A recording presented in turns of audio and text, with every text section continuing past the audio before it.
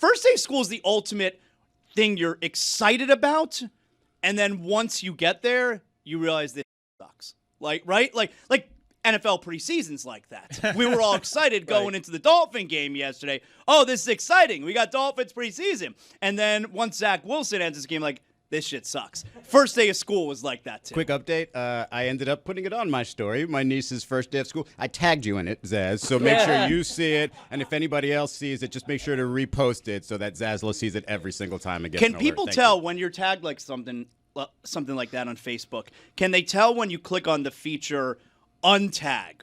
Because that's always an issue, you know, like when you're in a thread, you know, on text messages, and it's a bunch of people in the group. But Greg, you don't want to be in this group. You don't want to collaborate with me, right? So you want to leave the conversation. Sure. You know, there's a button you can click, leave the conversation, but they expose you where it then says Zaslow has left the conversation, and that's that's insulting. You know, like it's like, oh, I'm too good for your conversation. You know what I'm saying? Have you ever done that? You left. Right, I know. I'm good with leaving, but I don't want to insult other people. I don't join or leave conversations. I don't want any of that. I'm not in group chats, you know, golf group chat. I heard somebody talking about earlier today. I don't do that. Popping yesterday. You are in a group chat. You're in the Fantasy League group chat. Okay, I'm in that.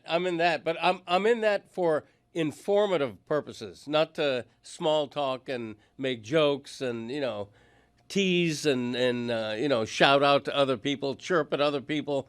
I'm in it to find out, like, when is the draft? Okay, when's my draft? And I should know because I'm hosting it. Finally, we decided on a draft date. After everybody's going back and forth, it was like the Middle East peace talks. We couldn't arrive at agree on a draft date. Ridiculous. Where was I? You do it in person or online, your draft? In person. Yeah. First day of school. Oh, really? You can still get a crew together in person? For It's hard. football? Yeah, some Very of them because we're multi-states, right? We have people. Few all people over. on Zoom, but even the 9 people local, it's tough. Wow. It is tough. All Yeah. And you have the big board with the stickers and all that?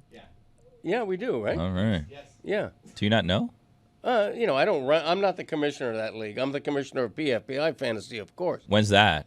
That's August 28th. Thank you, wow. Billy, for asking. Okay, good.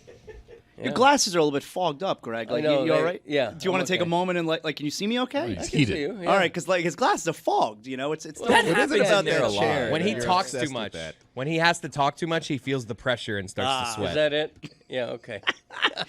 So Dolphins yesterday. Dolphins preseason ends in a tie. Big game, not a big game.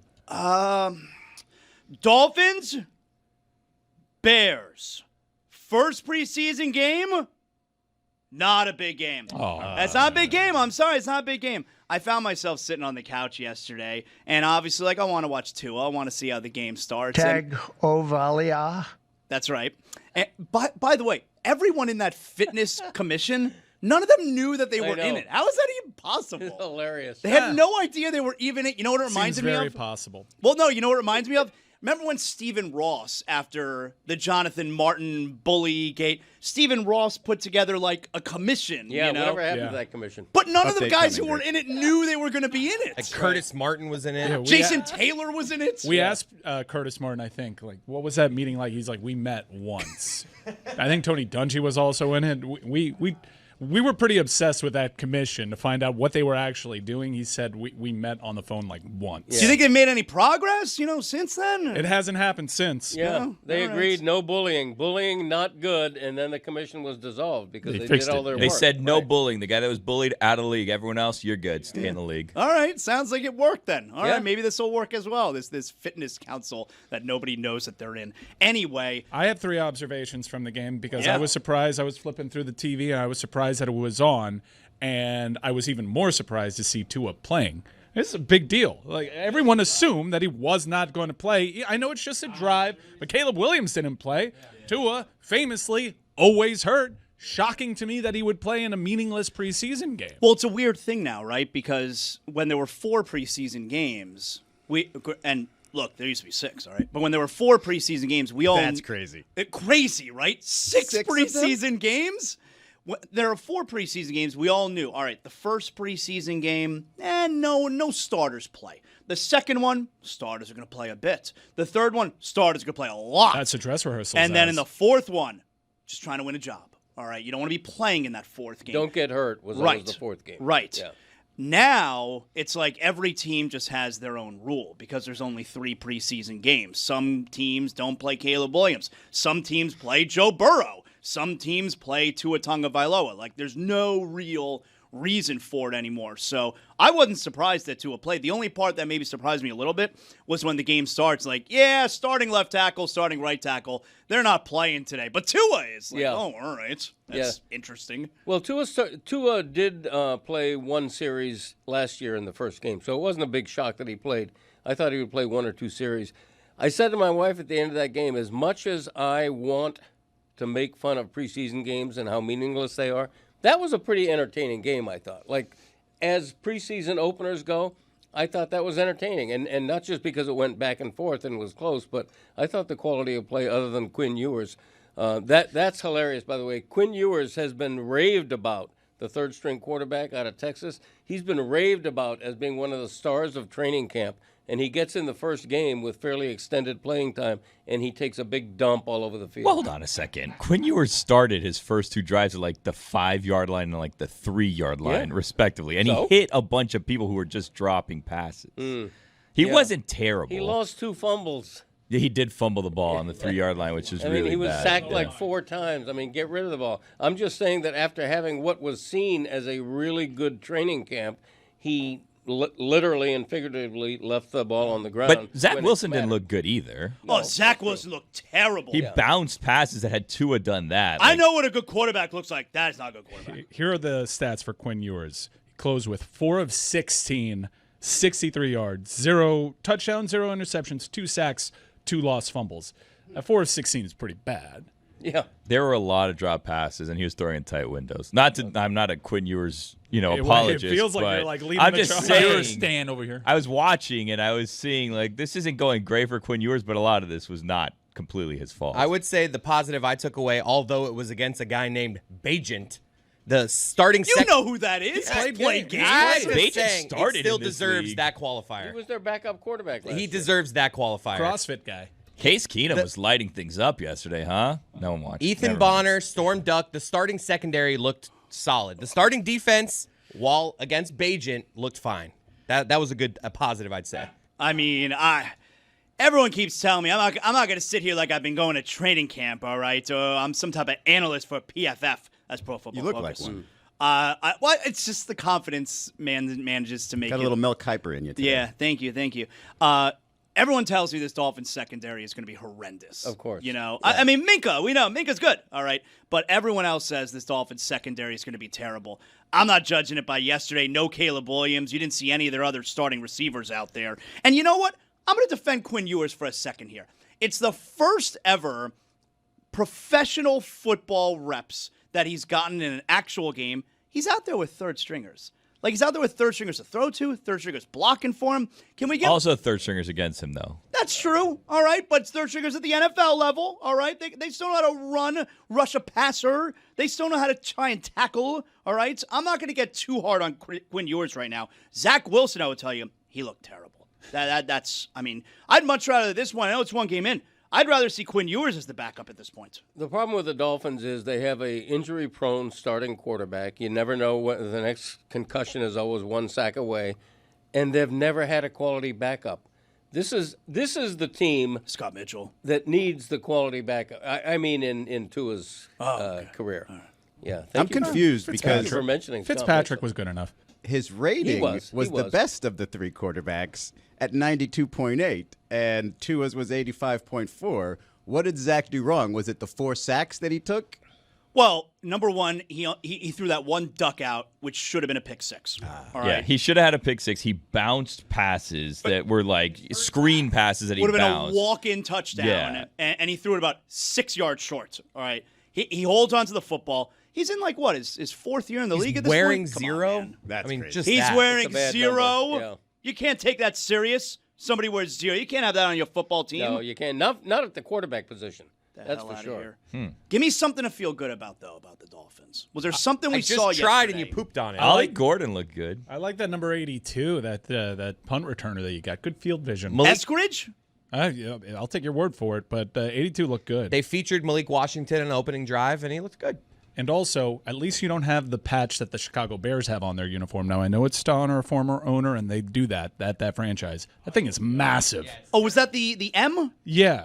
It's for Virginia Hallis McCaskey. And the M takes precedence over the H. That's which bad. Yeah. Abolish uniform accoutrements. Oh, I love I love a good Can't do that. uniform accoutrement. No, I I don't. love No. patches, but this is one of the biggest memorial patches I have ever seen on a uniform. It resembles a football, and it's practically the same size as a football. What's the best accoutrement? Yeah, what's the Ever. standard for jersey accoutrement? Does this count? Stanley Cup final? The Jordan logo on the Gator uniforms, does that count? No, that's a sponsor. That's a sponsor. I'm sorry, I've never Someone heard has to die, Izzy. accoutrement when it comes to uniforms, so I'm not sure exactly what it means. I did sample a lot of the preseason NFL because there were people that I was interested in seeing. Because you were bored this weekend. Well, no, I certainly was not bored this weekend at all, but I tried my best to follow the sport, social media and whatnot. You look for throws. You look for individual highlights. I wasn't able to watch Cam Ward's full game, but I did He looked see good, right? I saw some highlights, but I think the talk of the NFL in terms of that position rookie was that people were more dialed in to see what Shedeur Sanders would do. I got to say, those are NFL throws, my man. Those he looked good. I'm watching, so it's Friday night. The Browns are on NFL Network, all right? Those are my colleagues now, because I also work ESPN. Those are my coworkers. And the game's on NFL Network, and I have it on the small TV in the Zaslow Mansion. I'm not putting Browns preseason on the big TV, Greg, all right? So I got the Browns preseason game on the small TV in the Zaslow Mansion family room. Yes, because on the big TV, obviously, I'm watching Friday Night SmackDown. And in the middle of the game, my son, my 16-year-old, comes running into him and goes, "Put the Browns game on. Shedeur is dealing. I got him plus 6.5." Like a true degenerate gambling on Shedeur Sanders and the preseason game. But Mike's right. Like, I'm watching Shedeur he played the entire first half. He looked pretty good, Greg. Yeah, he gets so much attention, whether it's due or undue. I read something that Shedeur's mother was dressed inappropriately at the game or something like that. Really? Who cares? Who cares about any of that? Prove yourself. He